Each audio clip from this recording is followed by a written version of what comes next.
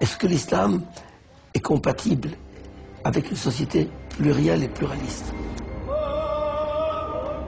Ou bien l'islam se réforme, se modernise au sens fort du terme, ou bien nous allons vers une confrontation, une conflagration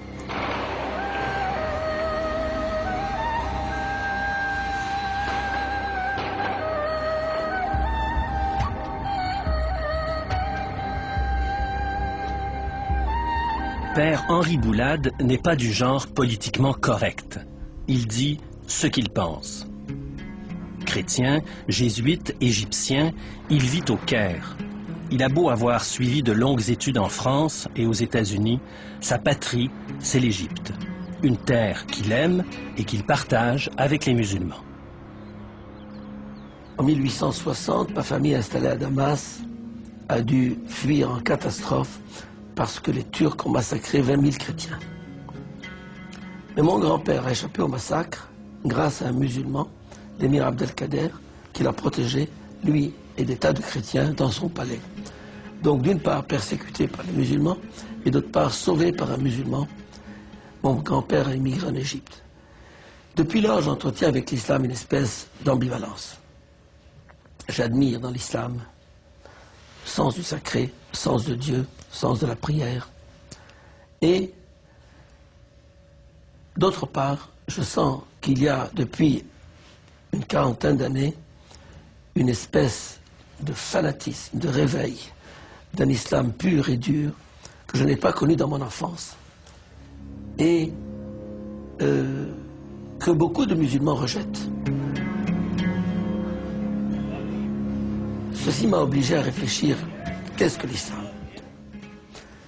On dit l'islam est une religion. Je veux bien. C'est certainement une religion, incontestablement. Mais à partir du moment où Mohammed a quitté la Mecque pour émigrer vers Médine, qui est devenue la cité sainte, à ce moment-là, l'islam a toujours lié le religieux au politique, le religieux au social. Religion et société sont devenus inséparables. Et ceci dure depuis 14 siècles. Toutes les sociétés musulmanes ont été des sociétés intégratives, globales, globalisantes, totales, totalisantes, pour ne pas dire totalitaires.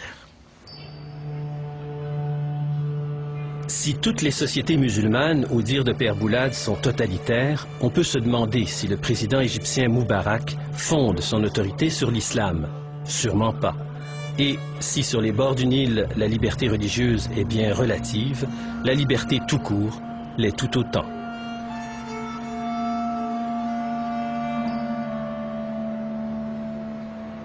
Quand un musulman me dit « l'islam est la religion de la tolérance », je lui réponds « parmi les 57 pays musulmans de la planète, cite-moi un seul, où la liberté religieuse existe. »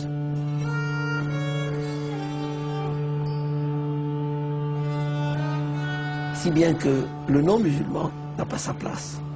Il est toléré, tout juste, mais à part ça, non.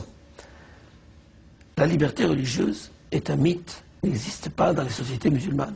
Pourtant, on parle de la tolérance, par exemple, pour l'islam. Mais la tolérance pour l'islam, c'est que vous êtes toléré comme citoyen de deuxième zone, hein, en tant que chrétien ou que juif.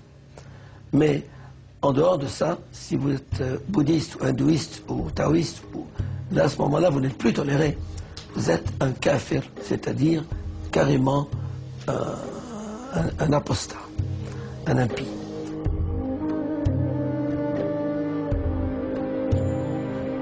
Même la Turquie, qui se prétend laïque, un musulman qui s'était fait chrétien s'est vu envoyer une marmite d'eau bouillante à la figure. Et actuellement, la femme du président se voile. Ça signifie quoi? Car le voile n'est pas simplement une question de pudeur. C'est un geste politique. Père Boulade, c'est entendu, est un chrétien d'Orient. Mais il n'est pas contre les musulmans. Ce qui l'inquiète, c'est la radicalisation de l'islam. C'est un combat pour l'homme, c'est pas un combat pour quoi que ce soit. Et là, les gens ne comprennent pas, ne veulent pas comprendre. On me taxera de fanatique. Je ne suis pas fanatique. J'ai vécu toute ma vie en Égypte avec des musulmans. Je m'entends avec tout le monde. Mais je refuse la récupération par une minorité fanatique et radicale et bornée. Pour vous donner un exemple, pendant 20 ans, la télévision égyptienne a été monopolisée par un cheikh qu'on appelle Cheikh Sha'rawi, qui faisait son discours du vendredi. Cet homme, inculte, qui se faisait une gloire de n'avoir pas lu un seul livre pendant 40 ans, parce que tout est dans le Coran, était le père spirituel de la nation égyptienne. Et ces discours sont encore en train d'être diffusés à la télévision égyptienne. Mais où va-t-on? Mais où va-t-on? Mais c'est un retour à la barbarie. Père Boulad n'est pas seul à critiquer la montée en puissance du discours islamiste. Il voudrait voir émerger un islam modéré qui fasse taire cet islam radical. Je ne tiens pas un discours de prêtre, de religieux, de chrétien, d'homme d'église. Je tiens un discours d'homme. Et vous n'êtes pas le seul à le tenir dans les pays arabes. Et dans les pays arabes, que les musulmans tiennent le même discours que moi. Ils en ont ras-le-bol de cet islam radical qui a monopolisé le discours.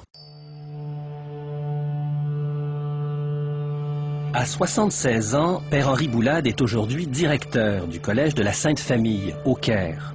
Et il n'est pas prêt de se taire. Son combat quotidien pour la liberté de croire et de penser est aussi le nôtre, dit-il. Pour lui, l'Occident est bien naïf et se fait avoir au nom de la démocratie. L'Occident se laisse prendre dans le piège du politiquement correct. Il est de bon ton d'être ouvert à tout le monde, à tous les courants. Et alors, avec ça, on avale des couleuvres. Autant je suis à 100% pour un islam religion ouverte, religion libérale, religion tolérante, et j'ai des tas d'amis musulmans, 60% de mes élèves sont musulmans, leurs professeurs musulmans, nous faisons une grande famille.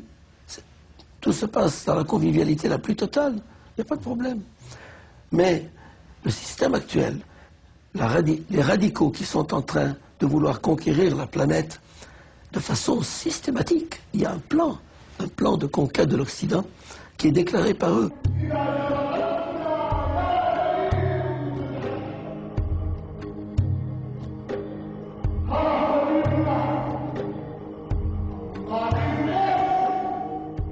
Et comment l'Occident pourrait réagir? Mais ces valeurs que vous avez conquises de longue lutte, hein, êtes-vous prêt à les défendre? Elles sont dans nos chartes. Comment? Elles sont dans nos chartes. Elles sont dans vos chartes. Mais ces chartes peuvent changer. Ces chartes peuvent changer. Elles changeront lorsqu'une majorité sera musulmane et sera radicale.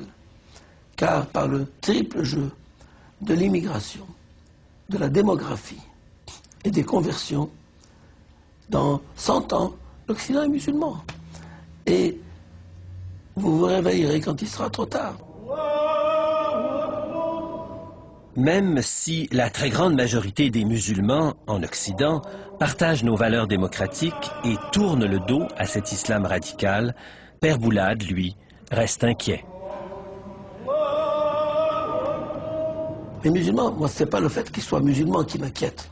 C'est le fait que cet islam radical est négateur d'un certain nombre de valeurs humaines, comme le rôle de la femme, les droits de la femme, les droits de l'homme, la liberté religieuse, la liberté d'expression, le droit de croire ou de ne pas croire.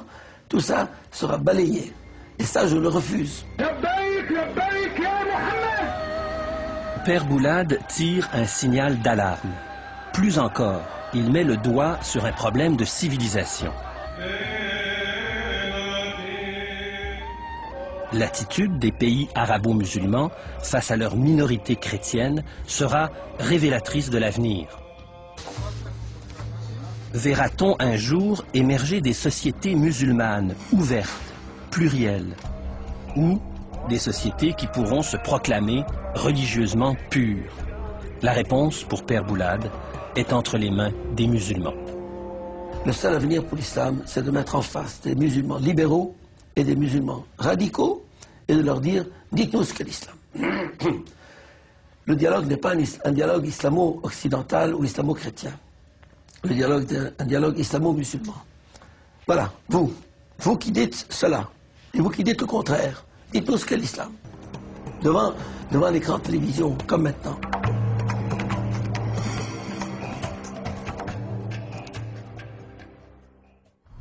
Comment les critiques sévères du Père Boulad sont-elles reçues par la communauté musulmane? Eh bien, restez avec nous après la pause. Un intellectuel musulman d'ici, Lamine Foura.